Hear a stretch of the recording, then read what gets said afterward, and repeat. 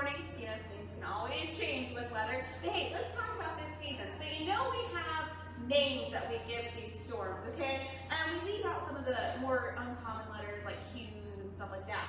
But we already went through our alphabet, and now we're in the Greek alphabet. And not only are we just kind of diving in the Greek alphabet, we've had alpha, beta, gamma, delta, epsilon, zeta, eta, and theta already. And then there's a chance that we could see iota here soon.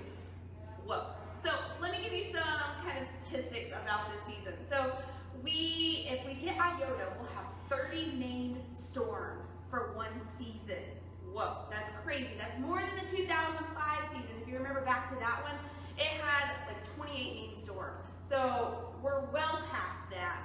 And we still have 2.5 weeks left in the official hurricane season. It ends on November 30th, but that doesn't mean that the hurricanes just stop there. You know, sometimes we get those like rare December ones, and it's 2020, so why not expect one, right?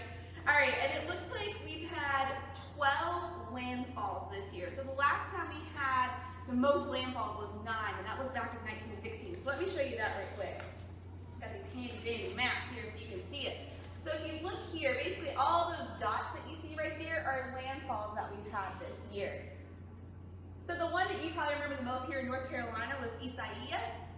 But another notable one was like Laura down in Louisiana. So we've had some smaller storms, also some bigger storms this year. And Eta is currently out there in the Gulf of Mexico. So if you haven't heard about Eta, it's been a weird storm. So this is kind of the track of the storm it's had so far.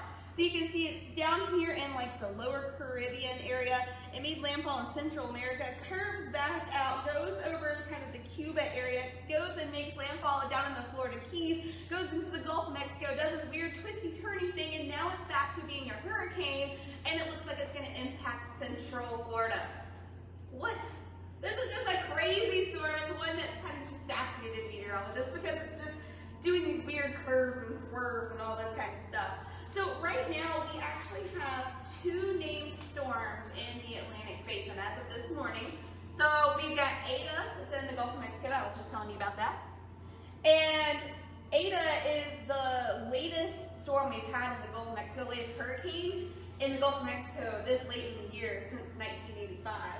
And then there's also Theta. Theta is a tropical storm that's way out in the Atlantic, not going to impact anything here. And then you'll see this little red bubble here. That's something the National Hurricane Center is watching that could form into a tropical system over the next 5 days. And if it does, that would become iota.